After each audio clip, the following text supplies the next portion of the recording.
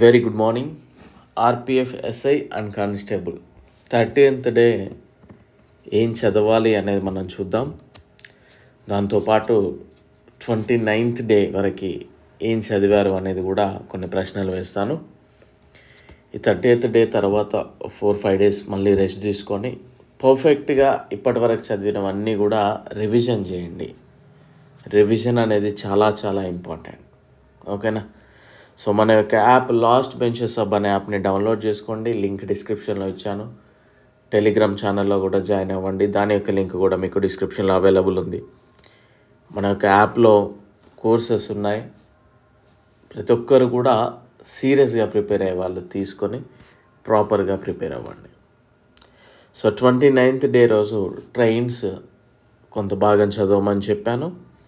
And presidents and vice president చదవమని చెప్పాను.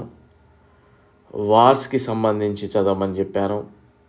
And sports number of players గురించి చదవమని చెప్పాను. సో దీని గురించి చూద్దాం. ఫస్ట్ క్వశ్చన్, జాతీయ అత్యవసర పరిస్థితిని ప్రకటించిన మొట్టమొదటి రాష్ట్రపతి ఎవరు? ఉపరాష్ట్రపతిగా పనిచేసి తరువాత రాష్ట్రపతి అయిన వారు ఎవరు? అండ్ ఉపరాష్ట్రపతి ఎన్నికలలో పాల్గొనే వాళ్ళు ఎవరు?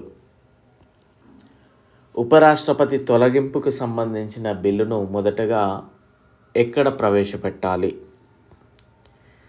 పార్లమెంట్ ఉభయ సభల సమావేశాన్ని ఎవరు ఏర్పాటు చేస్తారు? ఎవరు అధ్యక్షత వహిస్తారు? సస్పెన్సివ్ వీటో అనగా ఏంటి?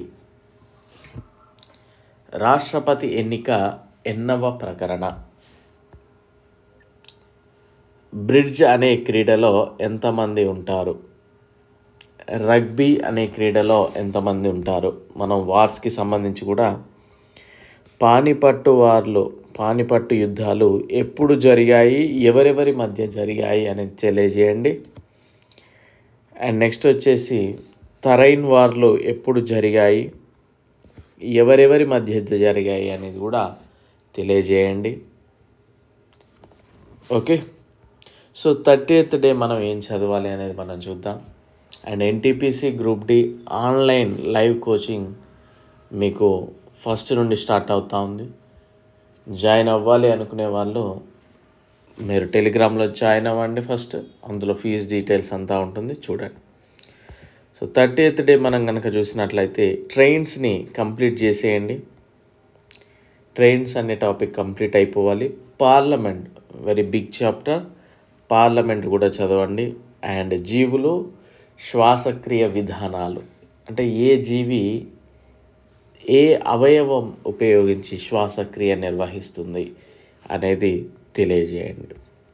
సో నేను మళ్ళీ మీకు ఒకటే చెప్పేది, రివిజన్ అనేది చాలా చాలా ఇంపార్టెంట్. కన్సిస్టెన్సీ అనేది చాలా ఇంపార్టెంట్. అంటే రోజు చదువుతూ ఉన్నప్పుడు మాత్రమే సాధించగలం. 10 రోజులు చదివి మళ్ళీ వారం 10 రోజులు చదవకుండా ఉంటే కాదు. ఏదో ఒకటి అట్లీస్ట్ ఆ బుక్ ముందు వేసుకున్న 1 hour అయినా చదవాలి. అప్పుడే మనకి క్రాక్ చేయడానికి ఎక్కువ అవకాశం ఉంటుంది. అండ్ ఎగ్జామ్కి ఏం అవసరమో తెలియాల్సిన అవసరం ఉంటుంది. మీరు స్టేట్ జాబ్స్కి ప్రిపేర్ అవుతూ సెంట్రల్ ప్రిపరేషన్ స్టార్ట్ చేస్తే వేస్ట్ అయిపోతుంది. లేదా సెంట్రల్ జాబ్స్కి ప్రిపేర్ అవుతూ స్టేట్ ఓరియంటెడ్ లేకపోతే బ్యాంక్ ఓరియంటెడ్ ప్రిపేర్ అవుతూ వేస్ట్ అయిపోతుంది. సో ఏ ఎగ్జామ్కి ప్రిపేర్ అవుతూ ఉన్నామో అనేది మనకి అర్థం అవ్వాలి. అండ్ ఏ ఎగ్జామ్లో ఎంత డెప్త్గా అడుగుతున్నారో తెలియాలి. సో ఆల్మోస్ట్ రైల్వే అంటే రైల్వేలో అన్ని ఎగ్జామ్స్ కూడా ఒకటే మాదిరి ఉంటాయండి. అదే అరిథమెటిక్, రీజనింగ్, అదే జనరల్ సైన్స్, అదే ఇండియన్ హిస్టరీ, పాలిటీ, జాగ్రఫీ, అదే GK, current affairs.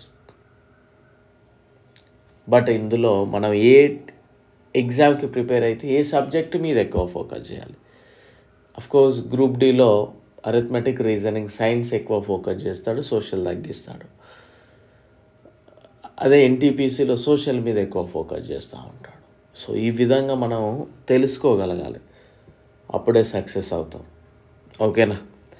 So right, I wish you very good luck. Thank you, all the very best.